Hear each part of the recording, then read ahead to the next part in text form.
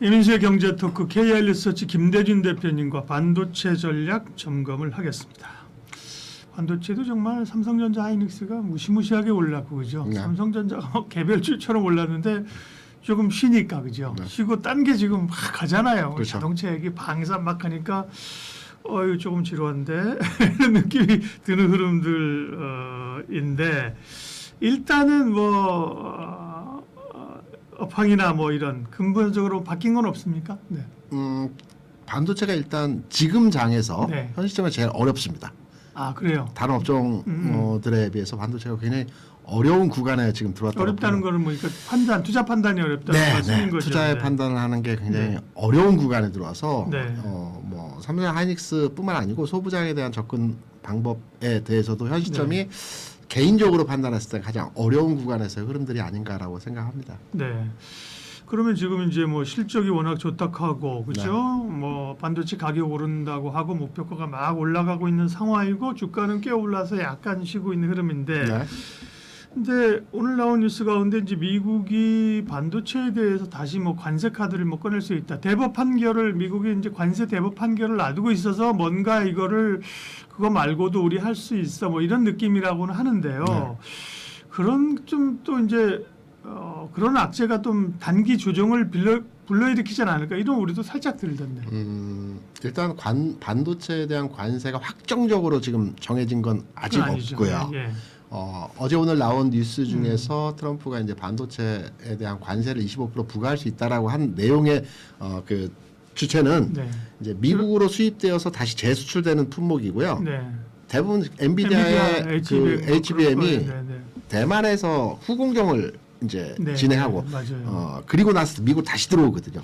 그것도 저도 기사 봤는데 웃기데 거기서 바로 대만에서 중국으로 바로 팔면 안 되나? 하긴 판매 기지가 여기 있으니까 가져와서 하긴 포장이라도 해서 보내겠지. 그렇죠, 엔비디아가 그렇죠. 그죠? 후공정은 대만에서밖에 할 수가 없다랍니다. 그래서 꼭 갔다가 와야 되기 때문에 갔다 왔다가 다시 중국으로 가는 과정에서 관세를 부과하겠다는 얘기죠. 그게 트럼프가 이제 엔비디아 니네 팔긴 파는데 통행료 내 25% 그렇죠. 그거잖아요. 맞습니다. 그건 그거예요. 네, 예. 그래서 뭐 중국에서 최근에 그 트럼프가 중국에 대한 고사양 반도체를 허용하겠다는 얘기가 있었고, 네. 그리고 이번에 중국에서 주문을 뭐 한 200만 개 정도 주문했던 모양이에요. 한 250조 되는데 여기다 이제 부과하는 관세 부분을 따져보면 한 2, 30조 되기 때문에 이 부분을 이제 관세로서 이제 부과하면서 네. 뭐 수익으로 창출하겠다는 얘기인데요.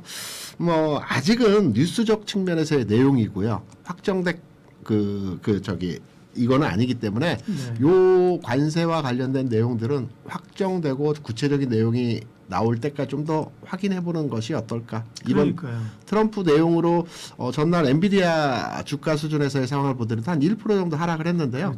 영향도는 그렇게 크지 않았던 것 같아요. 장중에 한 2% 밀렸다가 1%대로 낙폭을 줄여주는 거 지금 봐서는. 그 없는 매출이니까 그죠? 그렇죠. 뭐 없는 것도 뭐 안 팔린다고 해. 만약에 팔리면 좋은 건데 그죠? 네. 그런 거고. 그럼 다시 이제 본업으로 얘기가 들어오게 되면 삼성전자와 하이닉스에 대해서 사실은 온통 좋은 얘기고 목표가를 올리고 조금 수급 쪽에서 보면 그동안 뭐 외국인이 폭발적으로 사면서 반도체 사고 한국 사는 거잖아요. 올렸는데 네. 최근에 외국인이 전체적으로 조금 좀 매도잖아요. 그죠? 맞습니다. 그리고 뭐 하이닉스 좀 매도하고 있고 기관들이 좀 나섭니다. 네. 제가 어렵다라고 네. 모두의 반도체에 대한 평가로 말씀을 드렸던 부분이 이 부분입니다. 예, 예. 기본적으로 반도체 흐름을 판단하는 것은 외국인의 매매 동향으로 우리가 앞으로 추이를 지금까지 예측했던 게 기본적인 반도체에 대한 방향성이었거든요. 네.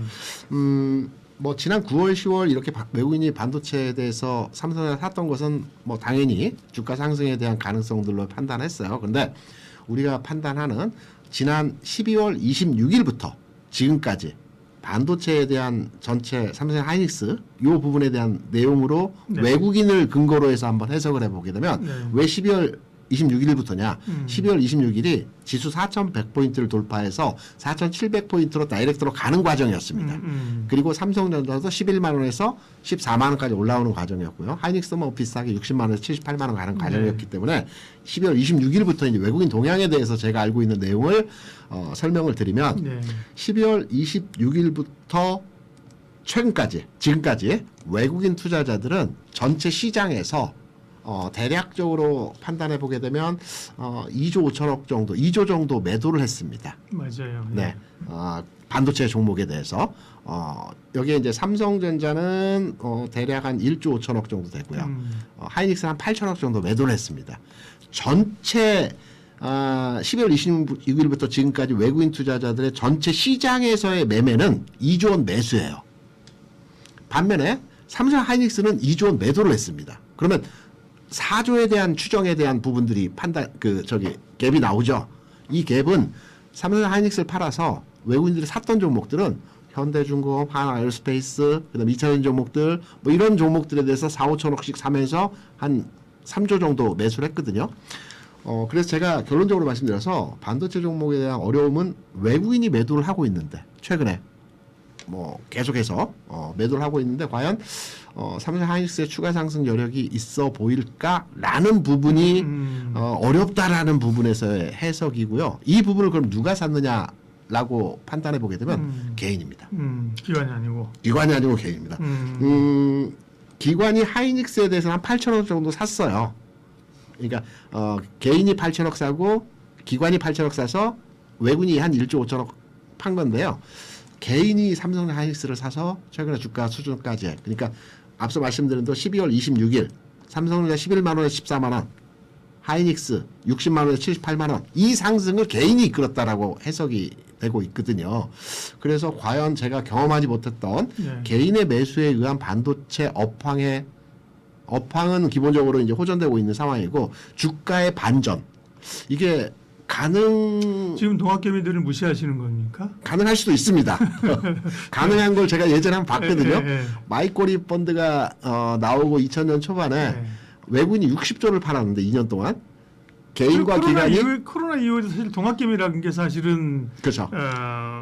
개인 투자자들이 사실 기관 투자를 이겨먹은 장이잖아요. 네, 그래서 최근에 예탁금이 90조 수준에 육박하고 뭐 이런 전반의 흐름들을 보게 되면 개인에 의한 뭐 상승 여력도 충분히 있어 보인다라고 하는데 관습적으로 이제 최근에까지 그렇죠. 반도체를 하면 기본적으로 매매 주체에서 외국인이다라고 인식했기 때문에 응집력이 약하죠 개인들은. 그렇죠. 그것도 조금 흔들려봐요, 그죠? 흔들리면 뭐 벌써 맨날 제가 언론에 매일 실어하는 게 뭐 7만 전자가 8만 전자 뭐 만약에 14만 원에서 뭐 조금 한 13만 원 밑으로 빠져봐 구조대 보내주세요. 13만 원의 위치에 있어요, 그죠? 이러면서 응집력이 약하니까, 그죠? 네. 기관 외국인은 사실 한번 딱 찍으면 그냥 멱살 잡고 끌고 가는 거잖아요, 일정 부분, 그죠? 맞습니다. 그런 게 또 이제 수급에 조금 어려움이 있을 수 있다. 삼성전자, 하이닉스나 그럼 마찬가지예요? 그 얘기하신 수급 동향은? 수급은 동일합니다. 금액의 차가 다를 뿐이지 수급 동향에서 외국인은 매도하고 있고 개인의 매수 의한 최근의 상승력이었고요. 저는 이렇게 생각합니다. 저 개인적인 의견을 이제 피력해서 말씀을 드리면 우리가 이제 삼성전자 기준으로 해서 말씀을 드려볼게요. 5만 원은 너무 낮은 가격 바닥권에서 가격이 있기 때문에 9월부터 움직였던 7만 원부터 우리가 판단해서 한번 그 삼성전자에 대한 전반의 흐름과 반도체 업황과 주가 앞으로의 진행에 대해서 한번 판단을 해보게 되면 저는 반도체 D램 가격의 뭐 최바닥이었던 1.5불 그리고 올해 들어서 2.5불에서 최근 9불까지 올라온 상황에서 업황에 대한 주가의 반응도는 지금 14만 원이 적정 수준이라고 생각을 합니다. 그리고 여기에서 20만 원을 가고 그 이상의 가격을 가는 것은 뭐 이 시간을 통해서 여러 번 말씀드렸지만 2월에 출시되는 엑시노스 2600이라든가 또 파운드리 쪽에서의 개선도가 확인되는 한 2, 3분기에 숫자적인 이 데이터가 바뀌어질 때 이때 뭐 20만 원 넘어가고 뭐 그때 가서 적정 주가의 수준을 한번 다시 한번 판단해 보겠지만 지금 삼성전자가 올라오고 있는 근본적 그 배경에서의 뉴스는 D램 경기 호황이거든요. 근데 D램 가격이 2018년도에 아마 7불이었던 최역사적 고점 이후에 지금 8불 넘어서 9불 갔다가 약간 지금 조정받고 있는 현상인데요. 이게 10불 가고 20불 15불 가고 그러지는 못하거든요. 수요가 감소를 하기 때문에. 지금 PC 가격도 엄청나게 올라가고 있는데 저는 8, 9불 내외에서 유지한다라는 측면으로 보게 되면 지금의 삼성전자 14만 원, 뭐 15만 원, 상징적 가격이 15만 원이겠죠. 요 부분에서의 가격이 가치와 주가에 대한 비교 측면에서의 내용을 볼 때 합리적 수준에서의 가격이 아닐까라고 생각해서 저는 기존에 삼성전자에 대해서 굉장히 우호적 스탠스였다라고 말씀을 감히 드릴 수 있는데 저는 14만, 15만 원 구간에서는 한번 정리하는 것도 현실적 투자 방법의 접근도 측면에서의 뭐 방안이 아닌가 이렇게 생각 조심스럽게 한번 말씀을 드려봅니다. 반도체에 대한 또 뭐 시장 전체에 대한 수급에 대한 그런 그림인 거잖아요. 말씀하신 게 그죠? 그런 거 이제 로직으로 가지고 있고 그죠? 네. 좋다. 그런 뭐 지금 반도체 뭐 지금이라도 무조건 사야 된다. 분할매 그런 관점은 아니고 들었다면 세부적인 내용으로 간다고 하면 어쨌든 업황이 좋고 지금까지는 반도체 가격이 오르고 공급이 타이트한 건 사실이잖아요. 그죠? 네, 맞습니다. 그렇게 보면 삼성전자와 하이닉스 네. 둘을 비교하면 삼성전자가 더 좀 우위적 요소가 많습니까 시장에서처럼 아니면 삼성전자 하이닉스나 마이크론이나 똑같이 이거를 비슷하게 공유하는 그림으로 보세요? 저는 삼성전자가 상당히 SK 하이닉스 대비해서 주가 상승에 여력이 있다라고 보고 있거든요. 왜냐하면 SK 하이닉스는 뭐 HBM 플러스 DRAM 가격의 호황으로 주가가 올라온 부분이 없잖아 있습니다. 그러면 첫 번째로 우리가 DRAM 생산 기업들의 PER 이게 수익 가치로 한번 판단해 보게 되면 삼성전자가 PER이 27배 정도 됩니다. 하이닉스도 27배이고요. 마이크론이 한 30배 정도 됩니다. 그러니까 비슷한 수준에서의 현재 주가 수준에서의 모습들을 현재 위치에서 보여주고 있습니다. 여기서 업황이 더 좋아지면 더 할 수도 있겠죠. PER도 바뀌겠죠. 그래서 현재 시점에서 삼성 하이닉스 대비해서 가격 차를 보게 되면 치환해서 등치된 가격으로 우리가 이해해도 되는 수준이라고 볼 수가 있어요. 왜냐하면 PER이 같기 때문에. 그러면 앞으로 개선되어질 때의 주가의 상승 가능성을 우리가 접근을 해봐야 되는데 좀 전에 말씀드렸다시피 하이닉스는 엔비디아 향에 대한 매출 증대, 수익 개선 이 부분이 주가의 동력이거든요. 근데 이제 이것도 경쟁 구도로 진행이 되어지는 거고. 그리고 엔비디아도 계속 매출이 늘어나고 있지만 약간 한계 효용점에 다다른 현상들을 보여주고 있고. 그래서 하이닉스의 주가 물론 상승하겠지만 탄력도 측면에서 보면 개선되어질 수 있는 부분들. 퀄컴에 10조씩 납부하고 있는 AP에 대한 비용 감소. 시스템 파운드리 쪽에서 10조씩 적자가 발생하고 있는 부분이 만약에 흑자로 전환된다면 흑자까지 당장에 날 수는 없겠지만 적자가 줄어든 것만 해도 뭐. 그렇죠. 그러면 주가는 더 올라갈 수 있는 여지를 가지고 있다. 그래서 두 종목을 딱 비교해서 판단해 보게 되면 저라면 삼성전자를 살 수밖에 없지 않겠나라고 생각하는데 또 일부 투자자분들께서는 삼성전자 하이닉스가 시가총액 17%와 10% 수준이기 때문에 탄력도는 한 2배 차이가 나야 되는 거거든요. 가격의 변동폭을 따져보게 되면. 그래서 변동성을 좋아하는 분들은 또 하이닉스를 선호하시는 분들 계시는데 저는 개인적으로 삼성전자의 주가 흐름이 좀 더 상향할 수 있는 상승폭이 더 크지 않을까라고 생각합니다. 네, 물론 이제 실적 발표의 그 모멘텀으로 한번 보면 삼성은 이미 잠정 실적이지만 사실 실적을 발표한 거고요, 그렇죠? 네, 뭐 본 실적 발표할 때는 이제 미세 조정만 하니까 그렇죠. 부문별 발표하고 하이닉스 실적 발표는 안 했는데 하이닉스도 실적 좋게 나오지 않겠어? 대충 한 월말에 하잖아요, 그죠? 그렇습니다. 그런 기대감들은 있지만 전체적으로 보면 뭔가 좀 포태는 그죠? 나올 만한 뉴스들은 삼성전자가 다양하게 있다 이런 거고요. 소부장 쪽은 어떻게 소재 쪽이 소재 쪽이 낫습니까? 아니면 장비라면 전공정, 후공정 어디를 좋게 보세요? 소재 대표주의 한소케미칼이 전고점 부근에는 있습니다 현재. 근데 아직까지 전고점을 강하게 돌파하려는 추동력이 없어요. 그리고 장비 쪽에서의 종목들을 보게 되면 전공정에서 원익 IPS가 마찬가지입니다. 전고점 부근에 있긴 한데 추동력을 가지고 그러니까 전고점이라면 저기 21년도의 고점을 말하는 겁니다. 이 고점 근처에서 지금 왔다 갔다 하고 있고. 최근 고점 말고. 네. 그리고 한미반도체도 그 최근 고점이 아니고 저 앞에 고점에서 지금 대롱대롱 매달려 있고요. 그다음 하나 마이크론도 비슷한 현상에서 강한 종목들 내에서 흐름을 보게 되면 이들 현상이 고점부, 그러니까 심리적 저항이라고 우리가 보통 많이 얘기하죠. 한미반도체가 최근 고점은 돌파했지만 저기 앞에 고점은 비슷한 가격이거든요. 그래서 소부장 내에서 그나마 제일 강한 종목들은 심리적 부담 수준에서의 위치의 가격 차를 보여주고 있고요. 그리고 소부장의 대부분의 종목들, 이 종목들을 제외하고 대부분의 종목들은 지금 조정 단계에 있습니다. 고점 대비해서 한 20%, 30% 조정을 받고 지금 횡보하고 있는 형태에서의 모습들이거든요. 저는 개인적으로 삼성전자 하이닉스에 대한 투자 관점보다는 소부장에 대한 투자 관점이 더 메리트가 있다라고 생각하고 있거든요. 과거에 반도체 업황이 개선되고 반도체 종목들이 움직일 때 특징적으로 그 소부장의 주가 흐름을 보게 되면 소부장은 기본적으로 기관이 사야가 합니다. 외국인 매매보다는 네. 개인 매매보다는 외국인이 사면 뭐 삼성전자 사실 그렇죠. 소부장을 뭐 적극적으로 사지는 않으니까요. 네.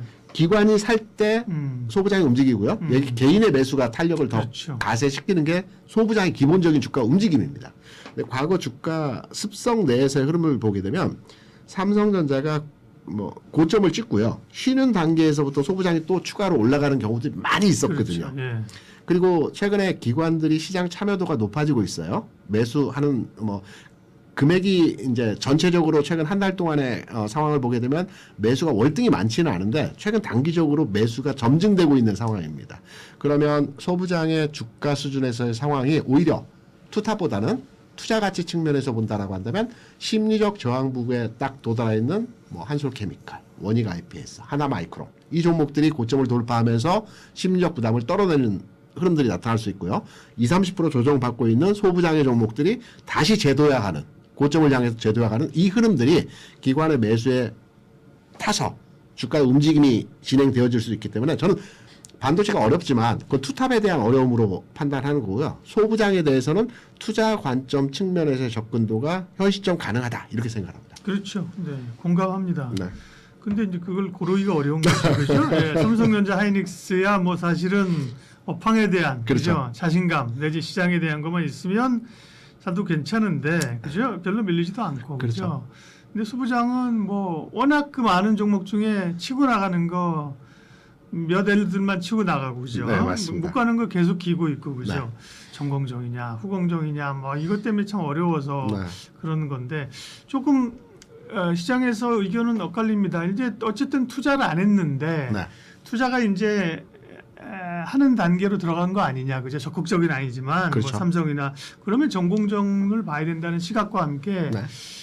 그래도 이제 이 미세공정 뭐 이런 그 효율을 높이기 위해서는 결국은 이제 후공정단을 봐야 된다는 시각, 네. 두 가지가 있는데. 전공정단에서 뭐 소재주들은 당연히 미세공정에 그 참여하는 기업들이기 때문에 이 부분에 포함이 된다라고 보고 있고요. 그리고 앞서 말씀해주신 내용 중에서 가장 큰 힌트가 있었던 게 미세공정과 관련된 종목들이 앞으로 소부장 내에서 강하게 주가 그 흐름들이 나타날 거거든요. 제가 중간중간 종목에 대해서 언급을 드렸는데 하나 마이크론 같은 경우는 미세공정에 당연히 연관된 종목이고요. 네. 원익 IPS도 당연히 미세공정과 연관된 기업입니다. 그래서 이들 종목이 최근에 조정을 받았지만 조정받는 폭이 다른 소부장 내에서의 종목보다 비교적 강한 흐름의 모습들을 보여주고 있는 게 앞으로 2, 4분기가 될지 3, 4분기가 될지는 모르겠으나 삼성전자의 파운드리 쪽의 적자폭 개선이 왜냐하면 AP와 관련된 휴대폰 소부장은 그렇게 많지가 않습니다. 종목들이. 그렇죠. 그 좀 작은 종목들이에요. 그렇기 때문에 2, 4분기, 3, 4분기 정도에서 데이터가 확보되고 이때 개선이 되어지는 내용들이 나오게 되면 미세공정의 장비주들, 뭐 소재는 당연히 미세공정이고요. 이 종목들이 주가가 개화를 할 가능성이 있다라고 해서 당연히 고점부에서 흐름이 진행되고 있으나 지금부터도 저는 관심이 돼야지 한다고 생각합니다. 네.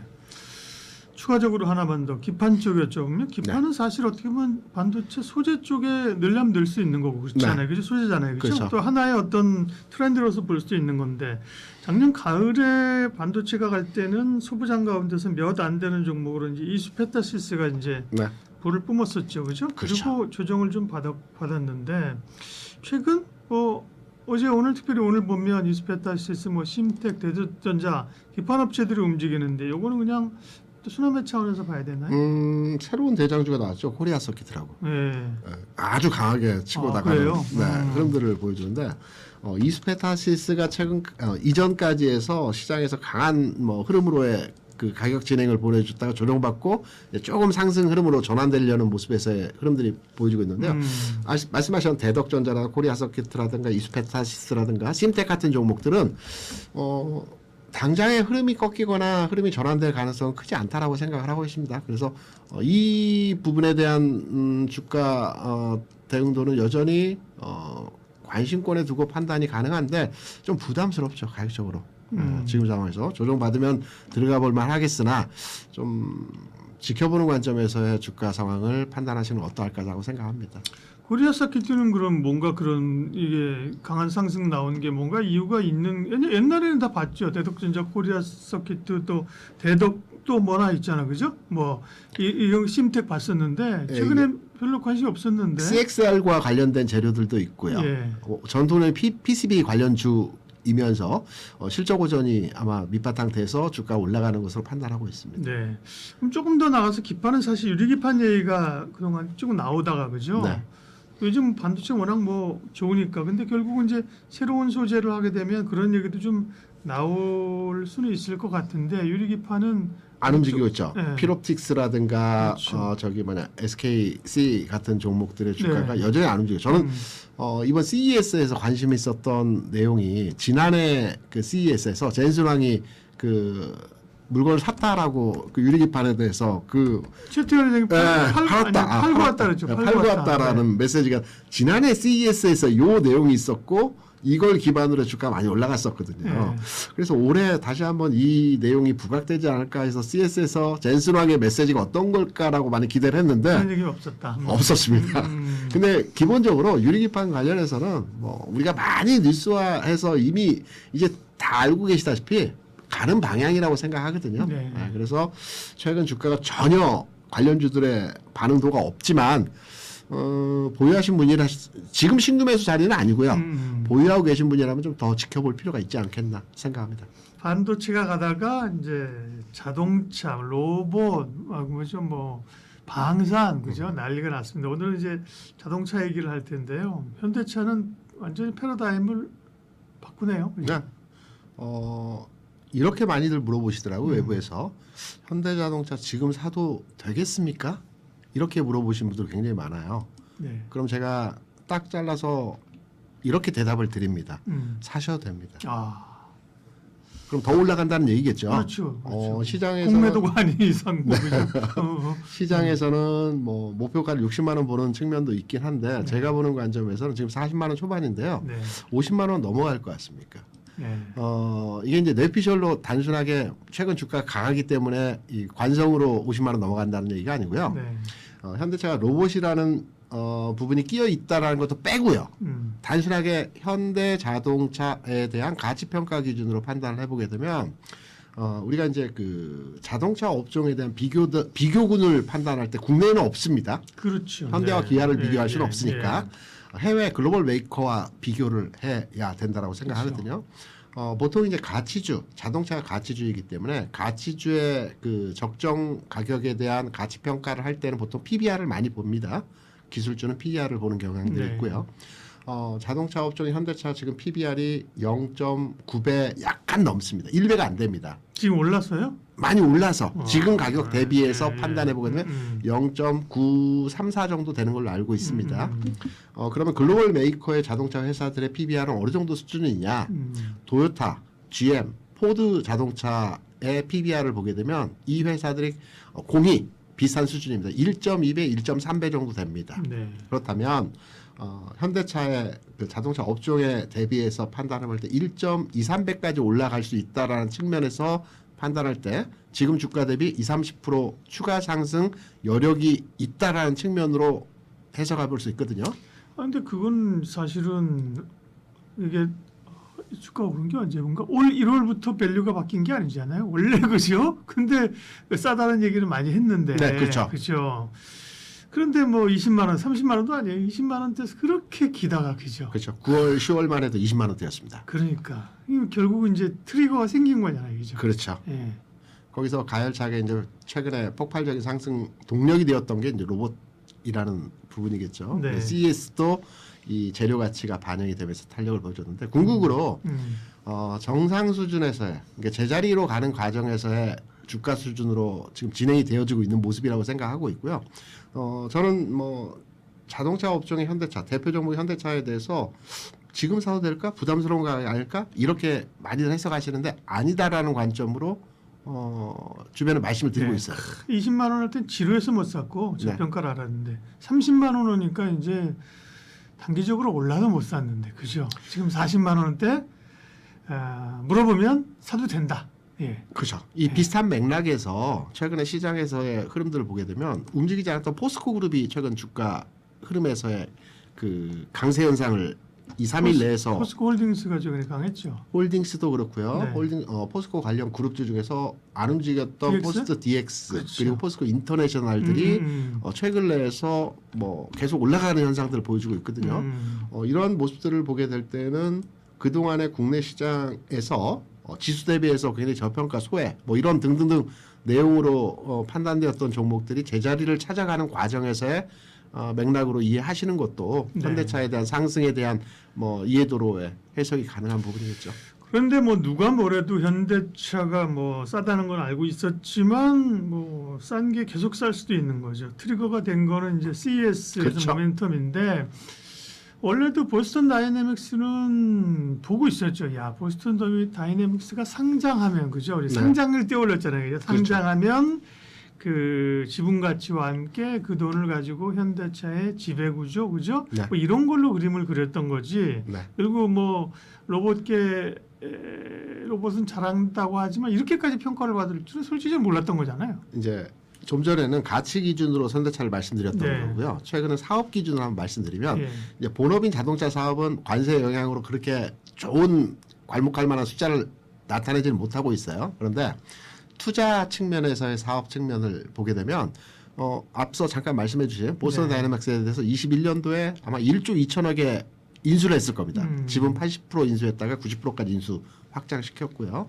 지난해 한 1조 정도 유상 증가했지만 지금 시장에서는 30조 정도를 가늠하고 있습니다. 그러면 4년 5년 만에 30배, 뭐 대략 한 20, 30배 수익률을 만들어냈고요.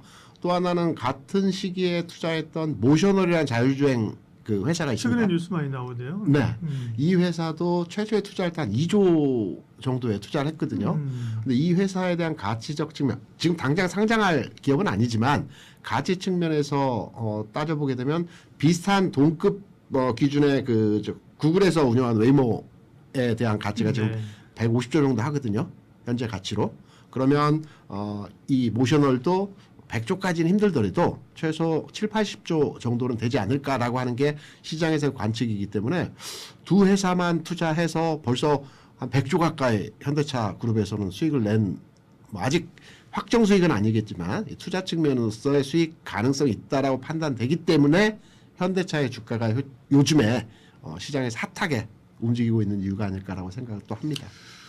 네, 로봇 관련된 얘기 조금 이따가 하고요. 그러다 보니까 이제 현대차하고 현대차가 뭐 메인 핵심에 서 있는 거잖아요, 그죠? 그렇죠. 그다음에 현대차의 이제 밸류체인 기업들, 모비스부터 해가지고 뭐 그렇죠. 오토에버, 글로비스 이렇게 가는 건데 그러다 보니까 사실 기아가 좀 소외돼 있다가 기아는 자동차 옛날에 보면 현대차 기아가 같이 가고 오히려 기아가 수익 영업이익률이 더 좋다고 해서 기아가 더 셌거든요. 근데 이번에는 이제 현대차 중심으로 가다 보니까 기아는 빠졌다가 결국은 기아도 오르는 이건 키 맞추기라고 봐야 되는 거죠. 네. 뭐 내용적으로는 피지컬 AI가 이슈가 부각이 되긴 했는데 당연히 키 맞추기 현상에서 기아가 뒤늦게 쫓아가는 형태로 가격 진행이 되어지는 거고요. 현대차에서 로봇을 한다는데 기아를 빼놓고 우리가 판단할 수는 없는 거거든요. 그래서 이제 다만 이제 현대차가 좀 그 주목받는 것은 보스턴 다이내믹스의 지분에 대한 투자 측면이 있기 때문에 그렇고요. 또 승계 이슈가 있지 않습니까? 정몽구 회장님이 37년생이십니다. 그러면 85세, 86세 되셨을 것 같고요. 뭐 올해는 승계에 대한 지분 구조 변화가 분명히 있을 것 같아요. 그래서 최근 시장 내에서 현대차 그룹 내에 주가 움직임에서의 탄력적인 종목들을 보게 되면 물론 지주사인 모비스 움직임도 비교적 긍정적이지만 글로비스가 최근에 굉장히 강합니다. 글로비스 같은 경우는 정의선 회장님 20% 지분 가지고 있는 회사거든요. 그렇죠. 그래서 현대차 플러스 글로비스 그리고 말씀하셨던 오토웨버 같은 종목들이 전략적으로 로봇과 승계와 관련된 이 카테고리 안에서 주가 움직임이 진행되는 종목들이 아닐까라고 생각합니다. 자, 로봇 관련 얘기 조금만 더 미루고 본주 조금 더 미루고 이제 네. 좋으니까 워낙 사실 가파르게 가잖아요. 그렇죠. 올해 상승률로 따지게 보면 아마 현대차 그룹주가 상위 랭크 될 거예요. 그죠? 그 정도로 강할 텐데, 그죠? 네. 조금 다른 시각으로 좀 항상 질문을 던져보면 네. 좋아요. 지금은 이제 보스턴 다이내믹스, 로보틱스 기대감으로 주가가 빵 올랐다. 네. 근데 실적을 딱 발표를 하는 시점 봤는데 아직 실적은 옛날 실적이네. 뭐 이러면서 그죠? 이런 옛날 실적이 아니라 저조합니다. 그러니까 저조라는 표현을 하면 좀 그렇지만 그런 것들이 적어도 이 로봇의 모멘텀을 무시하는 게 아니라 이게 네. 단기적인 요 부분은 단기적으로 이슈로서 반영되는 거 아닐까라는 의구심. 저는 이렇게 생각을 합니다. 뭐냐면 이번 4분기 실적이 뭐 추정치이긴 하지만 2조 중반 정도를 영업이익을 계상을 하고 있습니다. 네. 그러면 1, 2분기 실적이 어떠했느냐? 3조 중반이었습니다. 관세 영향이 가장 지대한 영향이었죠. 그래서 영업이익이 좀 줄은 상황에 대해서는 어느 정도 시장에서 최근까지 주가가 움직이지 않았던 부분으로 상쇄시킨 내용으로 판단을 하고 있거든요. 1년 전에 그 전년 동기 한 2조 한 6천억 정도 되었기 때문에 본업인 자동차 부분에 있어서 이익치가 조금 준 상황에서의 내용은 관세에 대한 부분으로 우리가 이해하고 있기 때문에 영업이 잘 안 돼서 회사의 기본 본업이 안 되었다라고 판단되기보다는 일시적인 충격에 의한 숫자 감소 요 정도로 판단하시는 게 어떨까 근데 생각합니다. 결국은 이게 정말 완전한 재평가가 되려고 하면 그런 숫자들도 좀 나와줘야 되는 거 아니에요? 네. 본업까지 잘 되게 되면 50만 원의 목표가가 아니라 100만 원 가야 돼. 오늘 하이닉스 목표가가 100만 원 나왔더라고요. 네. 100만 원 잡아야 되겠죠. 네. 사실은 대기업들이 다 로봇 회사에 투자를 했었습니다. 그죠? 그렇죠. 뭐 레인보우 로보틱스부터 해서 삼성부터 해서 그죠? LG그룹 뭐 현대차, 두산.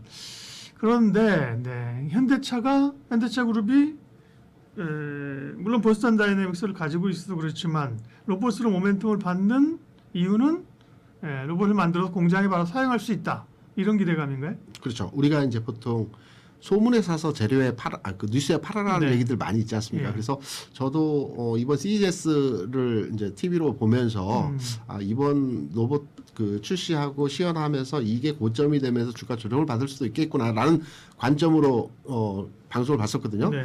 대단하더라고요. 그러게요. 놀랬습니다. 저는 전통적으로 로봇 산업이 그 한 단계 앞서가는 국가라고 한다면 미국이나 중국 정도를 생각을 했었거든요. 물론 보스턴 다이내믹스가 미국 기업입니다. 지분을 한국 기업이 가지고 있을 뿐이지. 그래서 이번에 그 출전한 미국이나 중국이나 이 로봇들에 대해서도 관심도가 컸었는데 뭐 당연히 그 보스턴 다이내믹스가 월등하더라고요. 그래서 앞서 말씀드린 대로 보통은 소문에 사서 재료에 파는 게 그러니까 CES가 마감이 되고 보면 주가 조정을 받는 게 기본적인 주시장에서의 논리라고 본다면 이번 재료 뉴스를 통해서 한 단계 도약할 수 있는 그러니까 우리가 놀랄만한 현상을 확인했기 때문에 로봇 산업이 한층 업그레이드가 되는 과정으로의 재료의 재생산 확장 이 부분으로 판단하는 로봇에 대한 관점의 접근이 아닐까. CES가 기폭제가 된 걸로 해석을 합니다. 현대차가 급등을 했던 적이 몇 년 전에 한번 있었더랬지요. 모비스가 상한가 갔었던 애플카 한다고 얘기 나왔을 때가 네. 그런 적이 있었더랬지요. 네. 현대기아가 그때 상한가 쳤었고요. 네. 근데 이제 그거하고는 좀 다른 차원이라고 하면 그러면 네. 현대차를 이제 그럼 당분간은 네. 자동차 본업보다는 로보틱스로 봐줘야 되는 거예요. 그렇다고 하면 현대차 그룹에서 가장 주목할 기업은 딱 드러나 있는 회사들이 한 두세 개 있고요. 현대위아, 현대오토웨버인데요. 여기서 잘 판단하셔야 될 게 뭐냐면 현대위아냐 현대오토웨버냐. 그러니까 현대오토웨버 같은 경우는 그룹사에서 솔루션이나 IT나 여러 가지 그 솔루션을 제공하는 기업이거든요. 비슷한 회사로는 LG CNS라든가 또는 SK CNC라든가 또는 포스코 DX, 삼성 SDS 뭐 이런 회사들이 비슷한 그렇죠. 물류자동화 네, 네, 이런 네, 걸 하는 네. 회사들이거든요. 그렇다 보니까 현대오토웨버는 자율주행이라는 이슈도 있고 로봇이라는 이슈도 있고 이런 사업부에 대해서 현대그룹 내에서 전략적으로 해당 업무를 진행할 수 있다라고 판단되기 때문에 좀 더 높은 점수로의 접근도 해석이 가능하고요. 현대 위아 같은 경우는 위아는 되게 그 독특하고 신박하고 재밌는데 왜냐하면 네. 말씀하신 로직에서 당연히 현대차가 탑에 있고 그죠? 네. 그 다음에 조금 더 센서티브한 데가 오토에버. 그렇죠. 그다음에 결국 그다음에 그게 지분 가치로 하면 글로비스. 그렇죠. 뭐 글로비스는 이제 그 환율 효과도 있고 그러고 네. 그 모비스 빼놓을 수 없다. 이건데 네. 위아 얘기는 별로 안 들었고 주가도 들어오는 거 아닌가? 위아는 그 뭐 무슨 모멘텀이에요? 네. 위아가 이제 지난해 네. 이제 사업부가 현대 위아가 이제 자동차 관련 부품을 만들면서 가장 큰 포지션이 공작기계 사업부였거든요. 현대 위아 같은 경우. 근데 공작기기를 그러니까 돈 잘 버는 사업부를 팔아버렸습니다. 그러면서 추진한 게 로봇 사업부, 자동화 사업부, 자율주행 사업부 요쪽의 사업부를 신설하면서 이쪽으로 나가고자 하는. 그러니까 현대 위아가 로봇의 드라이브를 걸었다. 예. 그러니까 현대 오토웨브가 전략적인 두뇌 역할을 하면서 어떤 그 지시를 하는 역할의 그 형태라면 직접 일을 수행하는 기업은 현대 위아가 되는 형태로 되어질 수 있기 때문에 현대 위아까지 포함해서 관심 종목으로 접근하는 저는 이 회사는 도깨비가 잘 모르겠다. 원래 뭐 약간 엔진 쪽 뭐 아니었어요 위아가? 예, 엔진입니다. 그러니까 위아를 분석하게 보면 뭐 엔진 저거 있는데 사실 이제는 뭐 엔진이라는 게 별로 의미가 없어지는 시대이고 그죠? 그리고 그렇죠. 근데 여기서 이제 로봇 사업을 이제 시작을 했다. 그리고 로봇 사업하고 현대위아가 이제 기존의 사업을 추진했던 게 방산 쪽에 그 포신 있지 않습니까? 네네. 이 포신을 만들고 있어요. 예. 근데 방산 쪽으로는 크게 부각되지 않았는데 예. 이 부분도 사업부 내에 있는 부분이기 때문에 방산 로봇 이쪽으로 드라이브를 건 것 같습니다. 네. 그 상당히 표현이 좀 제가 그러네. 그 관심이 있는데요. 위아 같은 경우는 사실은 섹시하다는 표현은 별로 좋아하진 않아서 그렇죠? 그렇게 아까 보면 예. 좀 전에 모비스가 21년도 1월 4일인가요? 상한가를 쳤는데 그때 동일하게 현대 위아도 상한가를 쳤거든요. 그때도 예, 자율주행 예. 모멘텀으로 이제 그 움직였는데 탄력도 측면에서 보면 굉장히 움직일 때 탄력 좋습니다. 왜냐하면 자동차는 현대차는 86조가 됐어요 지금 그 시총이. 모비스가 40조예요. 네. 글로비스 20조, 오토에버 13조, 위아가 2조 4천억이. 작죠. 네. 그러니까 움직일 때는 잘 움직입니다. 그러니까 그런 거 보면 상당히 자동차 부품주 가운데서 로봇으로 맞을 때도 그렇고 현대차의 밸류 체인에서 굉장히 좀 매력적으로 그죠? 네. 볼만한 게 위아가 아닌가. 네. 오늘 포스코 DX가 움직인 것도 이러한 맥락점에서 그러니까 포스코 그룹 내에서 어차피 그 그룹사에서 물류자동화라든가 이런 부분들을 담당하는 기업들이 있거든요. 네. 포스코 DX가 로봇 관련 쪽으로 급등하면서 그렇죠. 맞습니다. 음. 그런 맥락점으로 판단하는 내용으로 이해를 하시면 될 것 같습니다. 네. 그러면 뭐 현대차 그룹 중에서는 당연히 뭐 현대차야 뭐 탑빅일 거고 그죠? 말씀하신 것처럼 뭐 사도 된다는 시점이고 부품 현대 계열의 부품주 가운데서는 위아가 매력적이다. 네. HL 만도는 어때요? 네. 한라그룹이긴 한데요. 네. 범현대가라고 뭐 볼 수 그렇죠. 있는 거잖아요. 네. 기존의 만도가 굉장히 탄력적이고 주가 재료 가치가 이제 많이 반응되는 상황이었는데 이게 이제 분할 관련해서 이슈가 한 번 있었지 않습니까? 이때 맞아요. 한번 데미지를 입고 난 뒤부터는 주가의 움직임이 좀 무거워져 버렸습니다. 특성 자체가 물론 반려하긴 했습니다. 분할한다는 측면에서 반려하긴 했는데 이러한 이슈적 부각에서 한번 데미지를 입고 나니까 주가가 그렇게 아주 가볍게 움직이는 현상들은 보여지지 않고 있더라. 좀 더 지켜봐야 될 것 같습니다. 네. 현대차 그룹을 로보틱스의 관점에서 로보틱스, 물류 자동화, 자율주행 사실 이런 쪽이잖아요. 네. 현대차가 나아갈 길이에요. 저는 그렇죠. 개인적으로 이런 길로 현대차가 진즉 나갔어야 됐다. 우리 박사님 트랜스포머란 영화 아시죠? 네. 애들이 예전에 예, 저희 예. 애들도 좋아했는데 예. 여기 보면 범블비라는 노란 자동차가 로봇으로 변하지 않습니까? 이게 아틀라스거든요. 그러니까 예. 이게 자동차 사업이 어차피 로봇과는 밀접하게 연관된 사업이라고 볼 수도 물론 뭐 있죠. 현대차 그룹의 그 기업의 특성, 그죠? 뭐 일론 머스크처럼 하기는 어렵겠죠. 그렇죠. 현대차가 그렇고 뭐 무게나 뭐 그런 것도 있겠지만 정의선 회장의 그 뭐 차분함 이런 것도 있겠지만 네. 사실은 저는 항상 이게 그런 게 좀 약했다. 근데 이번에는 뭔가 좀 CS를 통해서 그죠 부각이 된 상황이어서 여전히 뭐 단기적으로는 사실 많이 올랐으니까 조금 쉬는 거는 그죠 그렇죠. 쉬어가는 것 같고 그럼 이번에 조금 더 이제 기존의 로봇주를 어떻게 볼 것이냐 그러니까 로봇이 아니라 지금 CES에서 얘기한 건 이제 로보틱스의 개념이 훨씬 더 그렇죠. 그죠 광범위하게 가면서 맞습니다. 기존 로봇주는 존재감 없고 그죠 네. 현대차 계열 이런 쪽에 가다가 현대차 계열이 쉬니까 또 이제 로봇이 물이 붙었단 말이죠 그죠? 네. 그러니까요. 이게 어디 로봇을 어디로 집중해야 돼요? 기존 로봇주는 네. 조금 더 지켜봐야 된다고 보고 있습니다. 왜냐하면 로봇주를 이렇게 정리해드릴게요. 지난해 로봇주의 강세 배경을 이끌었던 종목 로보티즈입니다. 당연히. 그렇죠. 그리고 클로봇이고요. 이게 1세대라 지난해부터 따져보면 1세대라 볼 수가 있겠죠. 그리고 2세대로 지난해 9월부터 주가 움직임이 진행되었던 로봇주는 계열사, 관계사가 연관되어 있는 현대모백스라든가 원익홀딩스 같은 종목들이 9월부터 주가가 세게 올라가는 형태들을 네. 보여줬어요. 그리고 12월부터 주가가 올라갔던 종목들은 그 로봇사에 부품을 납품하는 로봇 관련주였어요. 계양전기 같은 종목. 조그만 회사들 맞아요. 네, 뭐 KH바텍도 최근에 올라가긴 했지만 이게 3세대였었고요. 최근이 아니죠. 어제 오늘 사이에서 맞아요. 네. 4세대 로봇주들이 움직인 로봇주가 뭐냐면 안 움직였던 로봇주. 엔젤 로보틱스라든가 뭐 그동안 전혀 주가의 반응도를 보이지 않았던 로봇주들이 뭐 TX라든가 나우 로보틱스 같은 뭐 나오는 이제 재료가 있긴 하지만 안 움직였던 로봇주까지 오늘 강세를 보여줬어요. 결국은 키 맞추기 뭐 소외됐던 것에 대한 거 주목이라고 보시는 거군요. 이제 살 거를 찾다가 네. 안 움직인 종목이 뭐가 있을까라고 해서 그 종목까지 움직인 거거든요. 특별한 재료가 있는 것이 아니었고. 그러면 이걸 어떻게 평가하느냐. 순환매로 봐야 될 것이냐 아니면 확산세로 봐야 될 것이냐라고 해석을 해볼 때 대표주 아까 제가 1세대 대표주를 말씀드렸지 않습니까? 로보티즈, 클로봇 같은 경우에 가장 먼저 움직였던 종목들인데 이 종목들이 오늘 장 상승을 했어요. 그런데 지난 11월 말쯤에 고점 찍고 조정받고 오늘 반등입니다. 아직 전체적으로 보면 이 흐름이 바뀌지 않은 상황이라고 볼 수가 있거든요. 상승 추세로. 그러면 로봇주의 순환매 차원에서 한 바퀴가 다 돌았다라고 판단이 되는 겁니다. 그러면 다시 1세대로 전환되는 과정이 바로 즉시로 가기보다는 시간이 좀 필요하지 않을까라고 판단되는 흐름이기 때문에 기존의 로봇주에 대해서는 오늘 장에서 굉장히 강한 흐름에서의 모습을 보여주지만 좀 지켜보면서 상황을 판단하고 네. 그리고 나서 의사결정하는 게 어떨까 이렇게. 맞아요. 말씀하신 것처럼 지금은 그냥 로봇의 카테고리로만 봐주면 안 되고요. 네.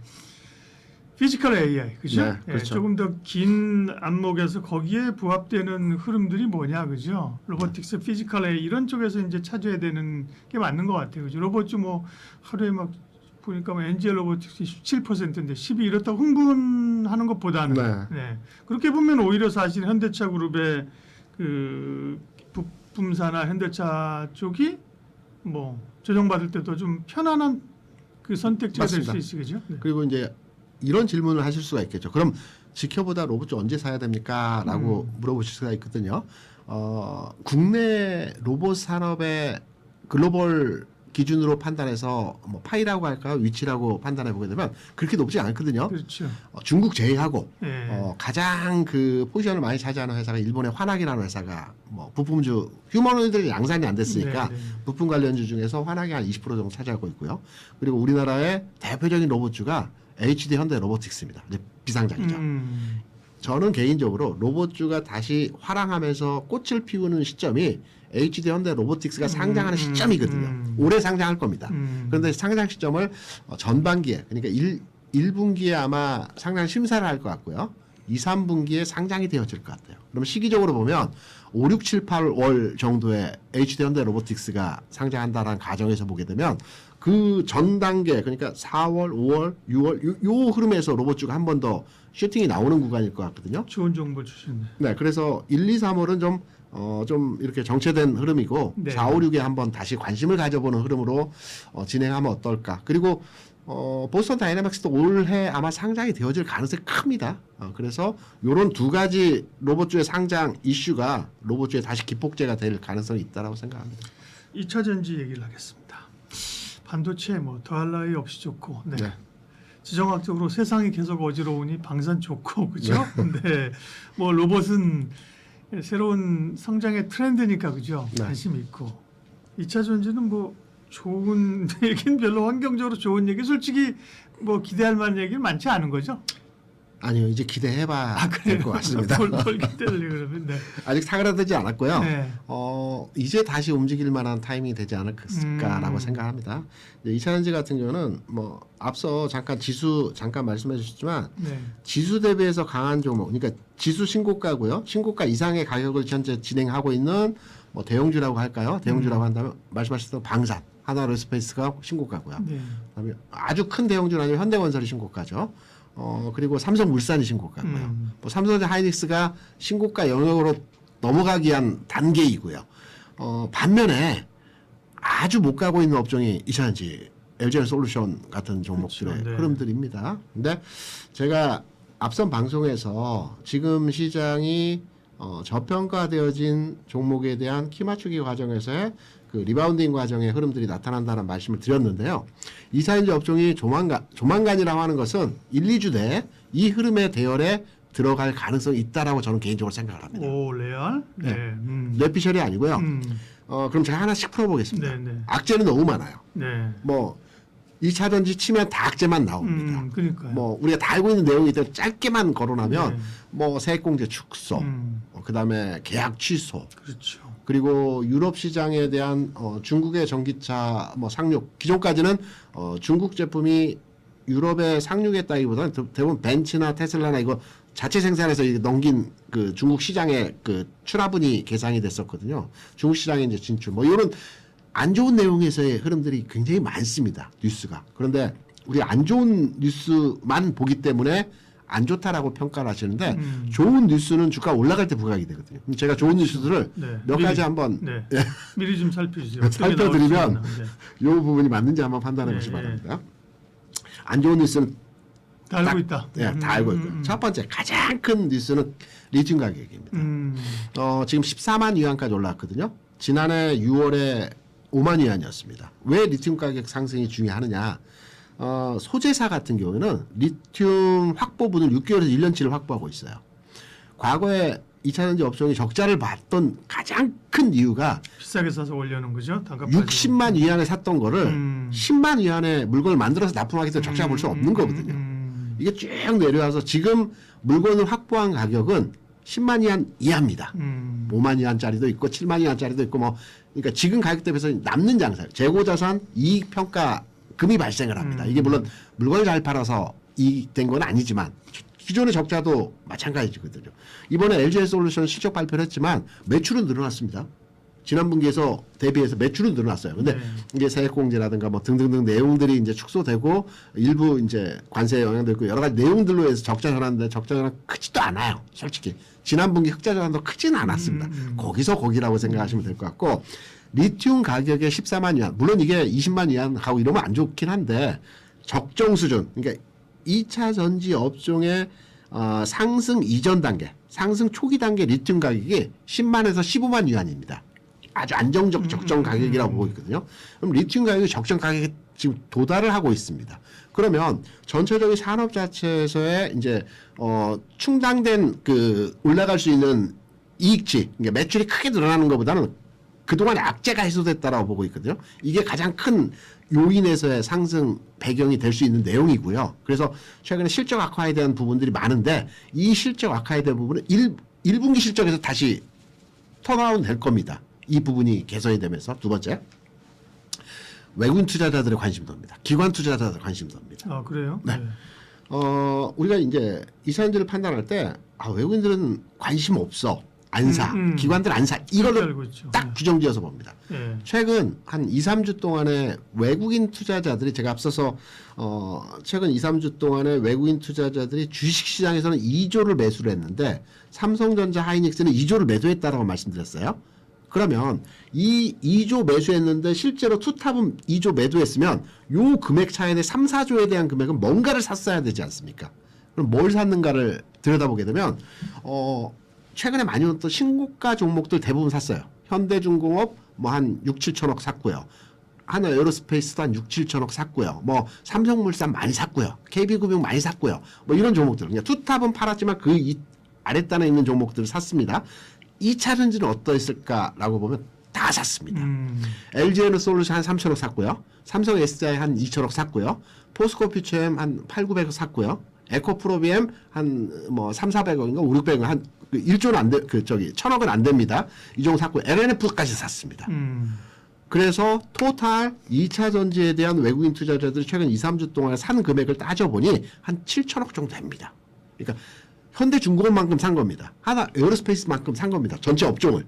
그래서 이 외국인들이 2차 전지 업종에 대한 바라보는 시각은 이들이 과거에 경험하셨잖아요. 과거라고 것까지도 없습니다. 5, 6, 7월에 외국인들이 2차 전지를 왜 샀습니까? 우리가 바라보면서 왜 사지? 외국인들이 사는데? 라고 했더니 그때가 바닥 갔던 겁니다. 그리고 주가 올라갔죠. LG화학이 가장 먼저 올라갔습니다. 지금도 LG화학이 가장 먼저 올라갈 가능성이 있다라고 저는 개인적으로 생각을 합니다. 외국인이 사들어오면서 왜 사지를 반복했는데 결국 주가는 올라간. 그래서 두 번째는 외국인의 매수가 아주 크지만 않지만 전반의 시장에서 주도주라고 할 수 있는 현대중공업, 하나에어스페이스, 삼성물산과 같은 규모 한 종목은 아니지만 단일 종목은 아니지만 2차 전지 전체적으로 요 규모 등치된 가격의 규모가 들어오고 있다. 이게 두 번째로의 관심도를 가질 수 있는 내용입니다. 이런 부분들이 지금 부각이 되고 있지는 않습니다. 그런데 이런 긍정적 내용의 흐름들이 아직 뉴스하는 데이지만 이런 부분들을 우리가 봐야 된다. 네, 아우 심각한데요. 세상이 모르고 있는 뉴스로 보도되고 있지 않는 물밑에서의 2차 전지의 긍정적인 기사들을 이슈들을 말씀하셔서 조만간 뉴스가 이제 나올 수 있는 그죠? 그런 겁니다. 그러면 2차 전지에 대한 전략은 지금이 그럼 저점에서 좀 줍줍할 수 있는 시점이고 트레이딩 쪽으로 그걸 가지고 오르면 팔고 이러면 되는 거예요? 제가 예전에 2차 전지에 대해서 이제는 사봐도 된다라는 메시지를 아마 이전에 한번 드린 적이 있어요. 가지고 있는 분들은 당연히 홀딩 전략 가능한 거고요. 이제 신규로 투자하시는 분들이 그래 2차 전지 안 좋다 하는데 주가는 안 좋을 때 그 공포의 벽을 타고 오른다는 게 주가이기 때문에 2차 전지 사볼까 한다라고 하시면 전 지금 사봐야 된다라고 생각합니다. 지금 시점에서 가격 차는 뭐 대부분 대동소이한 측면에서 최근 고점 대비해서 뭐 한 30% 정도 조정받고 있는 주가 수준입니다. 지금 수준에서의 가격에서 저는 저점을 찍어준다고 판단하고 있고요. 다음 주름에서 개선되는 가격 진행에서의 상황이 만들어질 수 있기 때문에 지난 7월에 2차 전지 업종 그리고 10월에 2차 전지 업종이 주가가 올라갈 때 다 실적 발표 시즌 내에서의 주가가 상승하는 그 전체적인 흐름들을 보여줬거든요. 이번에도 1월에 실적 발표가 최악이 나왔을 때 최악은 아니죠. 뭐 위축되는 데이터가 나왔을 때 반등하는 흐름으로 전환이 될 가능성이 있다. 그렇게 생각합니다. 네. 그러면 뭘 사느냐? LG에너지솔루션이 실적 발표 그 계약 취소 나오고 실적 발표 적자 나왔으니까 그때부터 오르더라고요. 그렇죠? 그렇죠. 네. 그리고 어쨌든 시장에서는 LNF 얘기하는데 LNF 보니까 저점에서 그죠? 미리 빠졌다가 저점에서부터 치고 돌렸네요. 그죠? 네. 관심 있게 볼 만한 LG에너솔루션은요. 23년도 고점이 제가 알기로는 62만 원 고점입니다. 그리고 얼마 전에 고점을 62만 원 또 찍어줬어요. 그러니까 그 가격을 비슷하게 찍어준 유일한 종목이거든요. 그리고 최근에 조정받고 지금 39만 원, 40만 원 하는데 저는 현 시점에서 2차 전지를 투자한다라고 한다면 셀사보다는 소재사가 낫겠죠. 앞서 말씀드린 것처럼 리튬 가격에 대한 이익치를 계상할 수 있는 거는 셀사보다는 소재사거든요. 더 민감하게 반응되겠죠. 그렇죠. 그래서 소재사라고 판단이 되고 있고 소재사는 이제 압축해 보면 세 종목 내에서 두 종목으로 압축해 보게 되면 당연히 포스코피첸과 에코프로 BM이고요. 이제 LNF는 왜 한 단계 고민을 해봐야 되냐라고 판단해 보게 되면 최근 금리가 올라가고 있죠. 그러니까 국채 수익률이 최근에 한 3% 정도 수준까지 올라왔습니다. 지난해 2.23%에서 LNF가 부채 비율이 좀 높습니다. 450% 정도 되는데 물론 이제 이건 시설 투자하면서 끌어다 쓴 돈이거든요. 이 부분이 이제 금융 비용이 좀 부담되는 부분이 있기 때문에 LNF 대비해서 저는 포스코피처맨이나 에코프로벤 같은 뭐 에코프로도 요즘에는 여기에 산입해서 많이 판단을 하시는데 요 정도 내에서 1차적으로 소재사로의 공략 부분이 가능하지 않을까 이렇게 생각합니다. 네. 2차 전지 뭐 어려운 가운데 그래도 희망이 있을까요? 이런 쪽에서 여쭤봤는데 그것보다도 포지티브하게 긍정적으로 맞습니다. 그렇죠? 이제 어떤 이 순환의 차원에서 이제 조만간 2차 전지가 주목을 받을 때가 됐다. 그렇죠. 그렇게 접근을 이제 해도 된다는 얘기를 하셨고 관심주까지 얘기를 해주셨습니다. KR 리서치 김대준 대표님 함께했습니다. 고맙습니다. 네, 감사합니다.